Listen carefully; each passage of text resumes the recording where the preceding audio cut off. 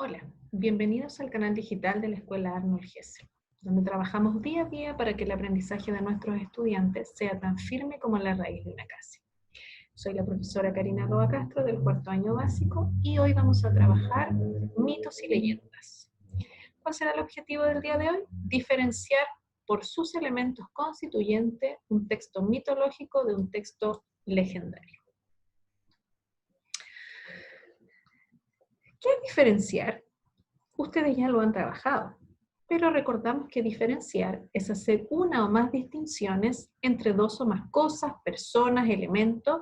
Se debe enseñarles las diferencias que existen entre ellas. Por eso la imagen, si bien nosotros estamos observando que son todos paraguas, podremos tener elementos de distinción. Por ejemplo, podríamos utilizar el criterio color, porque ahí podemos mirar y darnos cuenta que uno de los paraguas no cumple con ese criterio, por lo tanto hace la diferencia del resto.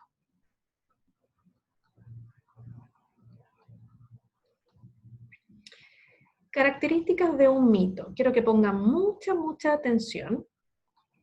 Las características de un mito son un relato tradicional.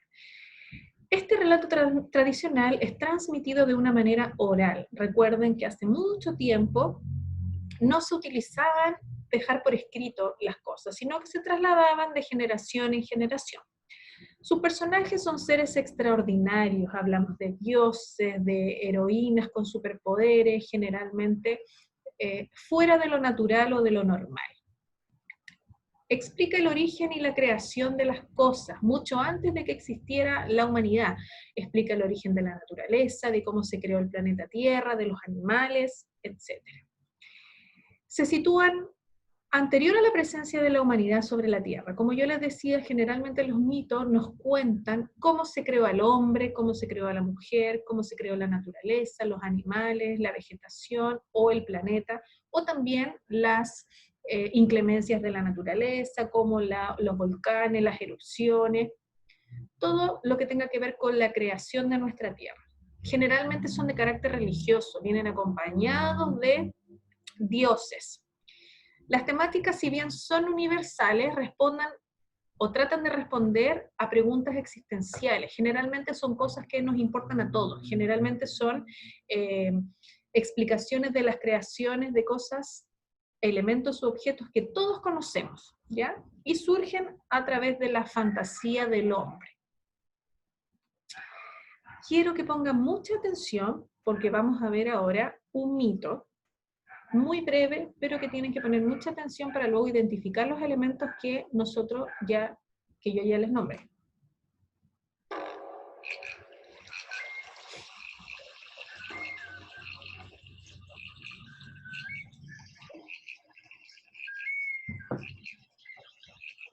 Según el Popol Vuh, el mundo estuvo en un principio cubierto por las aguas, y fueron los creadores, Tepeu y Gucumatz, quienes dieron origen a la tierra, a las plantas y animales. Los dioses no quedaron contentos con su obra, debido a que los animales no podían alabarles por no poseer un lenguaje. Decidieron que debían hacer una criatura que les profesase devoción. Y así comenzó la tarea de crear al hombre.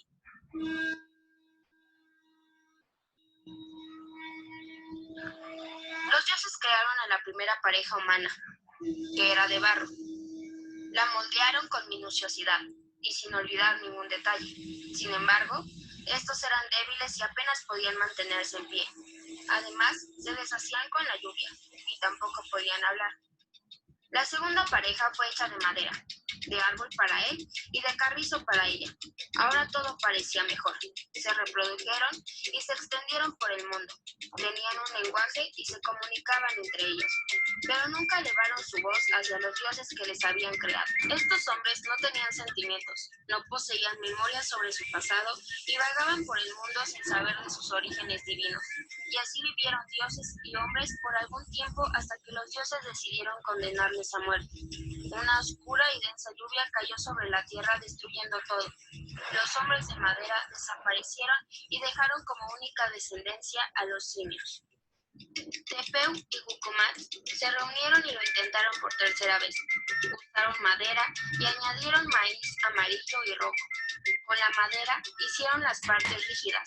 Con el maíz amarillo moldearon la carne y el maíz rojo fue su sangre. Los 4 hombres fueron interrogados por los dioses, comprendían el mundo que los rodeaba y los instruyeron sobre sus orígenes, capacidades y obligaciones futuras. Pero los dioses se intimidaron por la perfección de su obra, pues no debían comprenderlo todo. Entonces Tepeu y Gucumat rociaron una niebla que extirpó parte de su visión y sabiduría. Comenzaron la creación de la mujer de la misma manera. Entonces, hombres y mujeres poblaron el mundo sin poder suplantar a sus creadores.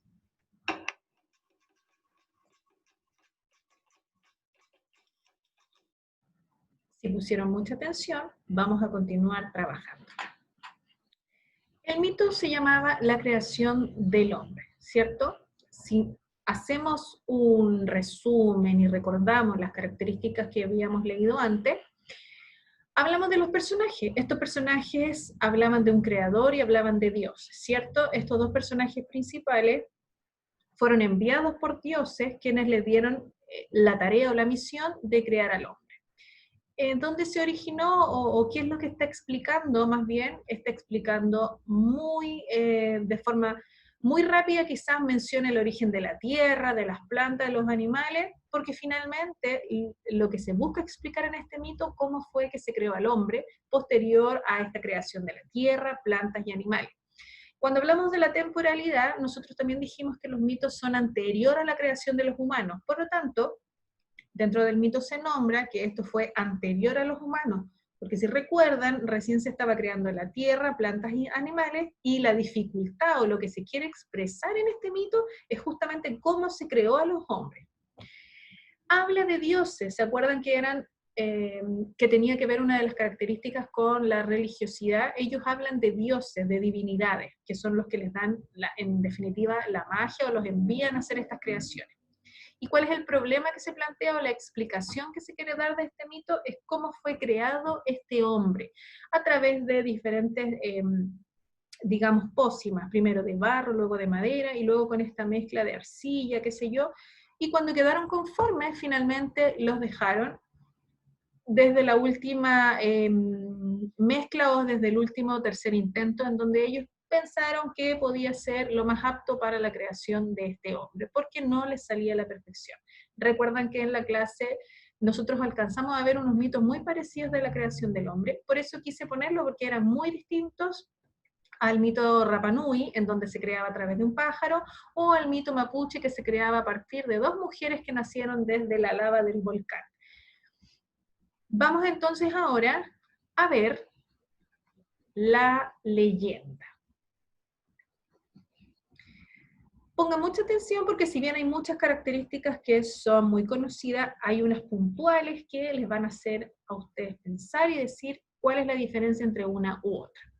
Es un relato tradicional al igual que el mito, es transmitido también de manera oral de generación en generación, y aquí nosotros ya empezamos a ver unas pequeñas diferencias. Si bien los personajes también podrían ser semi-humanos, pero predominan principalmente los personajes humanos. No se ven poderes extraordinarios o sobrenaturales, sino que puede haber una pequeña mezcla con algún animal o alguna otra característica, pero generalmente los podemos reconocer como humanos. Explica también cosas que pasaron mezclando la realidad con la ficción. Recuerden que los mitos son puramente ficción. Acá podríamos mezclar cosas que existen en la realidad o que conocemos hoy en día. Si bien se sitúan en el pasado, no es anterior a la creación del hombre, por lo tanto podríamos estar hablando de años, cientos o un poquito más de años atrás de nuestra existencia, de nosotros como personas, no de los humanos, desde sus nacimientos, quizás sus abuelos, podrían contarle alguna leyenda que ellos supieron del lugar desde donde nacieron. Acá pongan mucha atención porque si bien en los mitos las temáticas son universales, hablan o explican fenómenos que a todos nos interesan, en las leyendas es totalmente distinto. Las temáticas son locales, explican fenómenos de solo un lugar específico, de una localidad específica, de una comuna específica, a veces incluso hasta de un pasaje o una villa específica en una ciudad, pero no necesariamente alguien que viva en Europa va a conocer una leyenda de Santiago o del sur de Chile, a menos que lo haya visitado o que conozca a alguien que viva ahí y que se la haya contado. Surgen para incorporar creencias populares o el folclore chileno. Surgen para dar vida o traspasar este folclore que existe tanto en el norte, en el centro, como en el sur de Chile o de otro país. Quiero que también pongan atención porque vamos también a observar una leyenda pequeña para identificar estas características.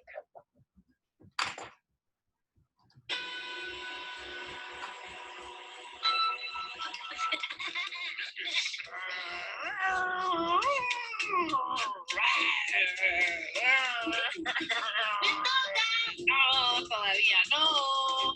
¡Ya, Caco!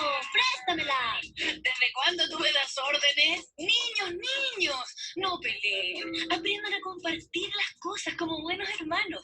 Ahora en la tarde voy a tomar unas fotos al pueblito de La Tirana y les puedo traer otra máscara para que jueguen. ¿A dónde vas? A La Tirana, un pueblito cerca de acá donde todos los años hay una celebración en honor a la Virgen que se llena de personas y turistas. Es una fiesta con muchos bailes y máscaras como esa. ¿Y por qué el pueblo se llama así? Por la triste historia de una princesa inca. ¡Una princesa!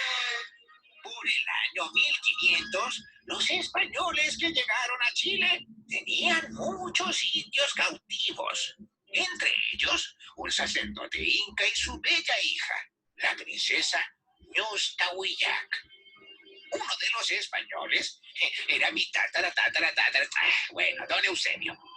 El primero de mis antepasados en llegar a Chile. Pero papá, ¿acaso espera que le creamos que un antepasado suyo vivió la leyenda de La Tirana? Es cierto, hija. Nuestra familia tiene un largo linaje. Y, curiosamente, está relacionado con las leyendas. Cuenta la leyenda que la princesa se rebeló contra los españoles y comenzó un reinado muy tirano. Mandaba a matar a todos los españoles que tomaba prisioneros. También mataba a todos los súbditos que no le hacían caso. Pero un día, la princesa se enamoró de un joven portugués llamado Vasco de Almeida. Estaba tan enamorada que se bautizó al cristianismo. Entonces los indígenas se sintieron traicionados y los mataron a ambos en una lluvia de flechas que selló su amor para siempre.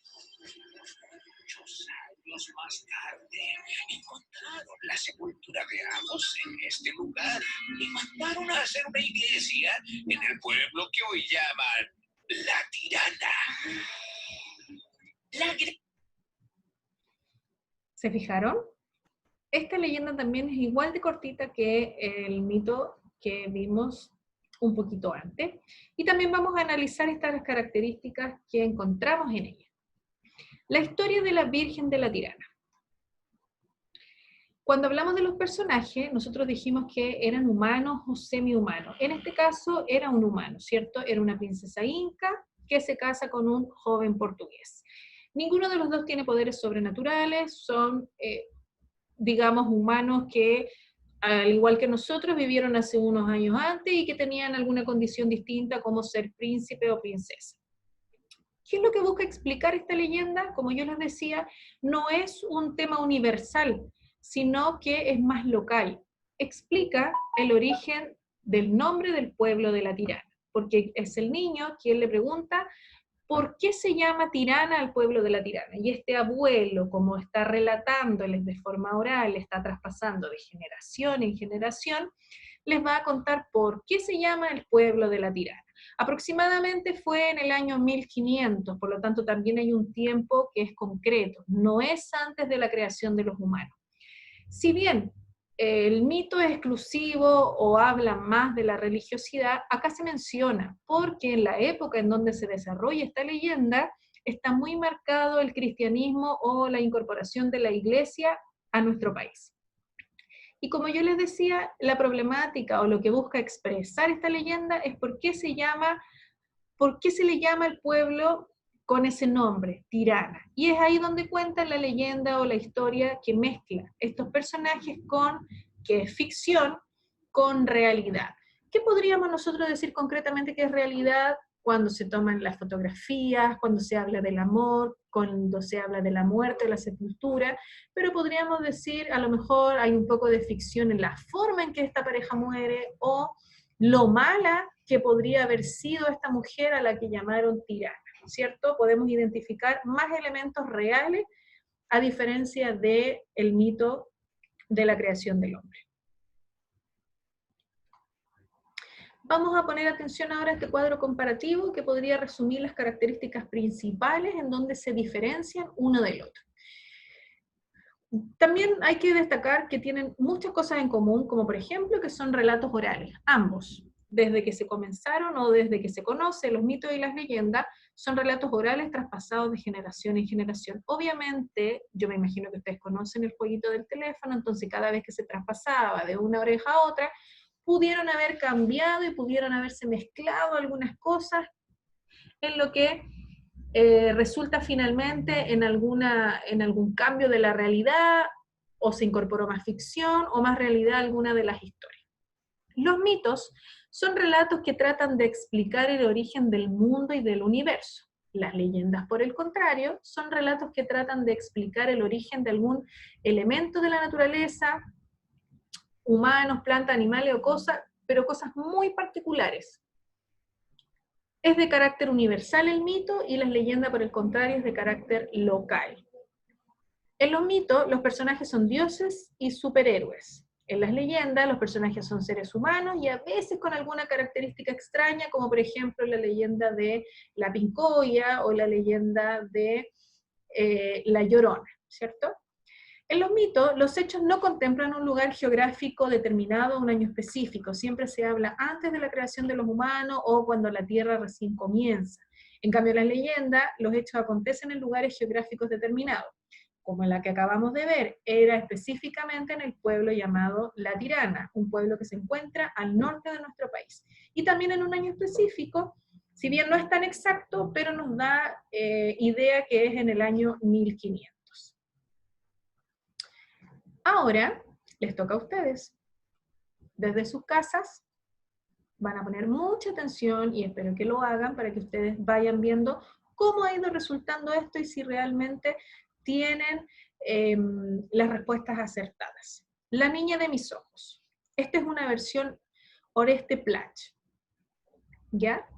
Una princesa incaica que comenzó a enceguecer fue traída a una laguna enclavada entre los cordones cordilleranos que bajan por los Andes hasta la pampa del Tamarugal, a 3000 metros, donde se sumergió en sus aguas por varias veces. Al poco, notó que recuperaba la vista y los descendientes del Inca llamaron al lugar Mamiña, que quiere decir la niña de mis ojos. Y Mamiña durante años vio llegar caravanas incaicas con el propósito exclusivo de encontrar alivio y remedio en sus aguas. Este texto es mucho más breve y ahora lo que tenemos que saber nosotros si corresponden, de acuerdo a las características que está contenidos en ellos, si corresponde a un mito o una leyenda. Vamos a mirar entonces. Si bien no dice ahí si es un mito o una leyenda, recuerden que hay elementos constituyentes en su escritura que nos van a determinar si corresponde a uno u otro texto. Personajes. El personaje es una princesa incaica, por lo tanto, estaríamos hablando de un personaje humano, no estamos hablando de un superhéroe o un dios con poderes sobrenaturales. Explica. ¿Qué explica? ¿Por qué se le llama Mamiña a un lugar, ¿cierto? A un lugar específico. Porque dice que es un lugar que se encuentra abajo del cordón cordillerano hasta la pampa del Tamarugal. ¿Cuál es el hecho? ¿Qué es lo que pasa? Bueno, dice que una niña con problemas de ceguera se sumergió en sus aguas por varias veces y recuperó su vista. Por lo tanto, en este lugar ella encontró alivio y remedio a su vista, a su problema de ceguera. ¿En qué lugar pasó? En los cordones cordilleranos que bajan por los Andes hasta la pampa del Tamarugal. Si bien no hay un lugar específico, es una laguna que está en esos cordones cordilleranos. El tiempo, si bien no hay un tiempo específico, pero nos deja en claro que es después de la creación del hombre. Por lo tanto, tenemos unas características específicas que yo sé que ustedes ya reconocieron. Los personajes no son dioses, es un personaje humano que tiene una condición de princesa. Explica por qué se le dio el nombre a un lugar específico en un lugar llamado o cerca de la cordillera hasta la pampa del Tamarugal. No está el año, pero es mucho después a la creación del hombre. Por lo tanto, ¿ya saben ustedes de qué tipo de texto estamos hablando? Efectivamente, es una leyenda, por las características que ella tiene. Espero que le haya quedado muy claro. Si no, o si tienen alguna duda en particular, yo los invito a que visiten www.características.co, www.icarito.cl, www.diferenciador.com, además de YouTube. Ahí podrán encontrar otras leyendas, otros mitos y podrían también practicar las diferencias entre estos. Les recuerdo también que si tienen duda o consulta sobre este tema en particular u otro que no hemos trabajado o que quisieran saber, escríbanme por favor a @castrocarina@gmail.com. Espero de verdad que estén muy bien, sigan cuidándose en sus casas porque pronto nos veremos.